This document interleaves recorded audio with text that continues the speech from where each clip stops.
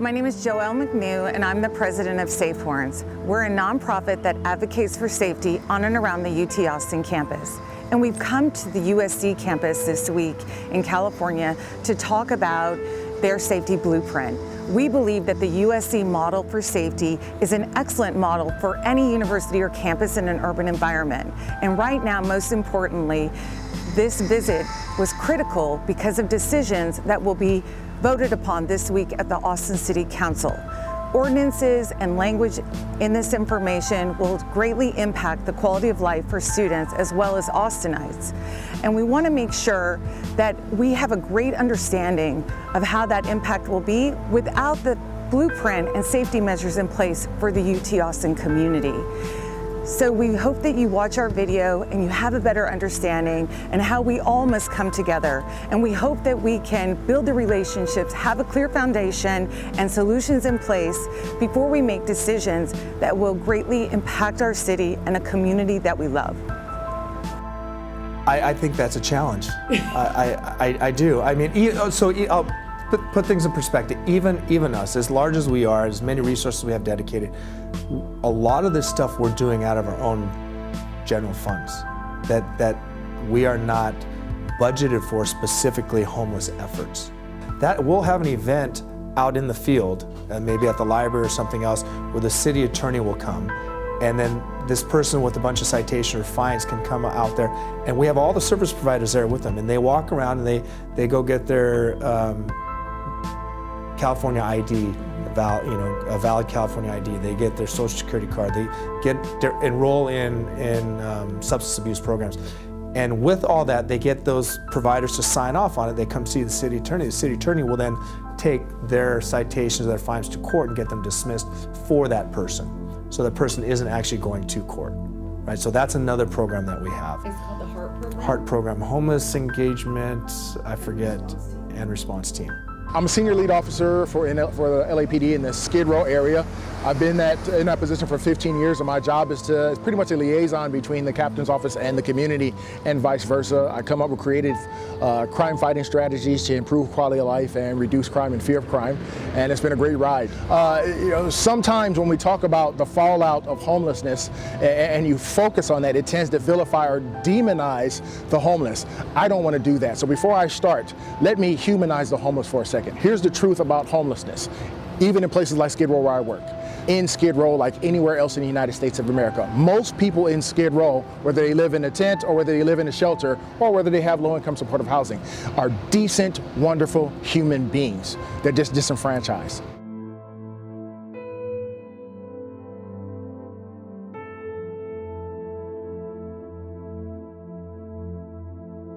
Already downtown LA, there's some encampments, and the mayor of Los Angeles, Eric Garcetti, he's in some hot water because he actually promised when he was elected to help solve the homelessness problem. But in fact, it's actually gotten worse over the few years he's been in office. And that's already happening downtown LA. So if that were to affect in the neighborhoods closer to LA, it would make me feel very unsafe. And I don't think that might be a detriment. I wouldn't want to attend the school if those kinds of problems existed. Legalizing homeless people around, I think it's a noble idea, but then from a safety point of view, I don't think it's a very great idea. I feel pretty safe on campus, but I guess I would say once I get off campus, especially at night, it can get pretty dark, and so you can't really see as much. So I don't know, I guess I don't really see as many police officers around. So I guess I would say I feel more unsafe when I'm walking off campus especially at night. Yeah, I feel very safe. We have a lot of, like you mentioned earlier, we have yellow jackets. We have like 24/7 patrols around this area, spanning like half a mile away from the center of campus, or like some radius like that. So, as a PhD student in UT, I would be working pretty late at night. So usually I would be going to the office around 9 a.m. and I would go out at 10 p.m. So safety would matter. So here in USC, I think like it feels like more safe.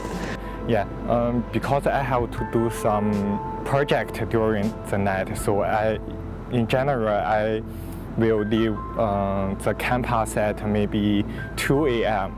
So when I walk on the street, there is a little dark. But when I see the yellow jacket stand on the street, I feel very safety. Maybe I can say good night to him, and they will smile to me, and it make me feel better. Yeah, I definitely think the university should be doing more to help students off campus. It's kind of a tricky thing because, a university doesn't really own off-campus areas, or they don't represent that, but they do, have that responsibility to take care of the students who might live there. So I think even something as easy as a patrol watch, or maybe a student organization that works as, a patrol, like a safety patrol, would be really useful, just to have the awareness and the number of people out there whenever we need them. I think UT is doing some stuff. They have Sure Walk and Sure Ride, which is really nice. But I just personally, and from some friends, what I've heard, there's just some issues with that. So I don't know, I think they could be doing more, especially to protect the students, since so many of us live in West Campus. I feel really safe when I'm on campus because there's a really high presence of police patrols and other people. But once I get off campus, I really notice that those decrease a lot. I see the occasional police car driving around, but there's not as many officers that are walking around. My thoughts on 24-hour camping, I don't think it's a good idea. I'm more in agreement with allowing people to sit and sleep and lie from 9 p.m. to 6 with the understanding there's not enough shelter and housing. But during the day, they should be able to get up and do something positive, more positive, other than destroy themselves on the sidewalk, which sadly a lot of them do. Not all, but a lot of them do. As we know, about 68% of a lot of people who are struggling with homelessness are doing so because of addiction. And that's a rough number. I'm sure that's fluctuated over the years, but I would say about 68%. And that's a challenge. That's a challenge. So allowing them 24/7 is not a good idea. Now, I am 100% for the storage, giving these individuals a place to store their items and make sure that it's in a close proximity where it doesn't create a hardship where they have to walk a mile, 3 miles to get to it. Give them a key, give them a place to store their tents and store their items, and then at nightfall they can go and get their items and then pitch their tent and sleep if there's no services available or no shelter space available. I think that's incredibly smart, but 24/7 is, in my opinion, and based on what I've seen for 21 years, is only going to create havoc for your community. It's important that we have long-term solutions because we can't just push people around. So I think the more we talk and collaborate, whether it's city to city, state to state, whatever it may be, if we come up with long-term solutions that we can actually keep people indoors, that's how the nation's going to get better. Not by coming out with just local solutions to either eradicate homeless people from that particular neighborhood. That's not going to work. So.